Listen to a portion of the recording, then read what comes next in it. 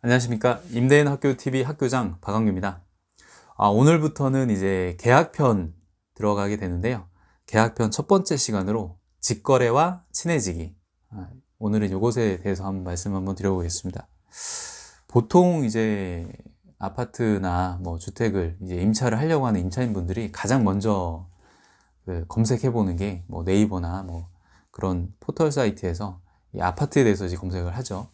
저는 그 네이버 블로그를 운영을 하고 있어요. 그래서 아무래도 이제 그 아파트를 검색하는 분들이 제 블로그를 볼 확률이 굉장히 높습니다.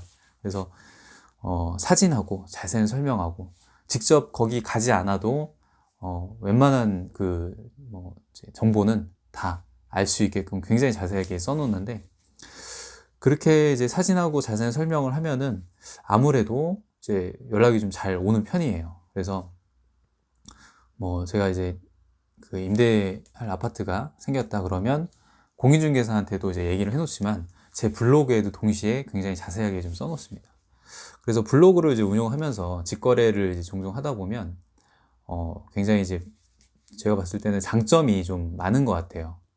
첫 번째로는 그 상대방을 파악하는 이제 그런 게 굉장히 용이합니다. 왜냐면 아무래도 이제 공인중개사를 이제 통해서 계약을 하게 되면 어느 정도 공인중개사가 이제 계약에 대한 모든 전반적인 사항을 다 이제 조율을 해놓고 오셔가지고 이제 계약서를 쓰라고 저한테 연락이 오는데, 사실 그 사전에 뭐 어떤 분인지 알 수가 없기 때문에 뭐 물어는 보겠지만 느낌을 알 수는 없죠. 그래서 뭐 대략 뭐 나이대나 뭐 직업이 어떠냐 이 정도는 뭐 이제 공인중개사분들도 파악을 해주시지만 사실 그분에 대한 어떤 느낌이나 이런 거는 직거래가 확실하게 이제 전화 한 몇 분 통화해보면 알 수가 있죠. 저는 그런 느낌이 좀 잘 오는 편이라 직거래를 많이 좀 선호를 합니다. 그래서 아무래도 이제 좀 뭔가 뭐 연체 발생 위험이 높을 것 같거나 다른 문제점이 발생할 것 같은 이제 임차인 분들은 좀 직거래를 하다 보면 이제 걸러지는 편이에요. 그래서 블로그를 저는 이제 추천을 드리고 싶은데, 블로그 자체가 이제 사진도 게시할 수가 있고 글도 자세하게 쓸 수가 있습니다. 그리고 원하면 동영상도 짧게 올릴 수가 있고요. 그리고 가장 큰 장점이라고 하면 제가 봤을 때는 그 블로그에 대해 톡톡 기능이라고 해서 전화번호를 노출시키지 않고 그 블로그 주인하고 같이 이제 소통할 수 있는 그런 채널이 있어요. 그 톡톡이라고 하는 거 버튼을 누르면은 이제 그 블로그 주인하고 연결이 돼서 내가 이제 궁금한 거를 거기다 써서 실시간으로 이렇게 채팅도 할 수가 있고, 그런 면에서 이제 블로그를 많이 이제 활용을 하고 있습니다. 아무래도 이제 해당 물건지에 그 정보가 많이 없을 때, 그러니까 어떤 아파트에 대해서 이제 뭐 검색을 했을 때 정보가 없다. 그런데 제가 그 임차하려는 그 동호수에 대해서 자세하게 써놓으면 아무래도 다른 사람들이 그 아파트를 검색했을 때 저희 게시글이 상위의 랭크가 돼요. 정보가 많이 없다 보니까, 그리고 많은 사람들이 찾다 보니까 아무래도 이제 제 게시글이 먼저 노출되는 그런 경우가 많은데, 그런 면에서도 블로그는 좀 굉장히 추천해드리고 싶고요.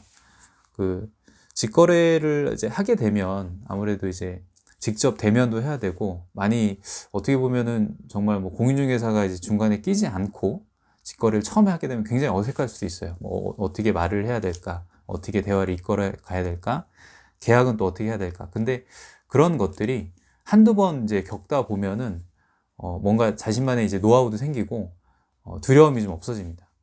그렇게 되면 이제 공인중개사를 이제 통하지 않고 본인이 직접 계약을 수월하게 할 수 있는 단계까지 오면 이제 공실이나 이런 거에 대한 좀 두려움도 많이 없어지고요.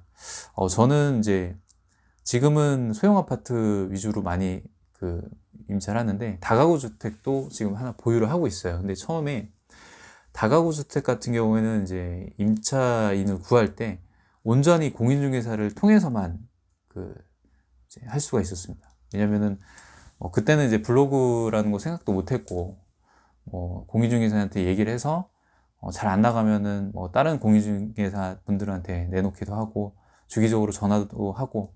근데 그러면서 드는 생각이, 이분들이 만약에 내가 마음에 안 들거나 집이 마음에 안 들어서 소개를 배제해 버리면 그러면은 제 물건지는 악성 공실로 이제 떨어질 수밖에 없는 거죠.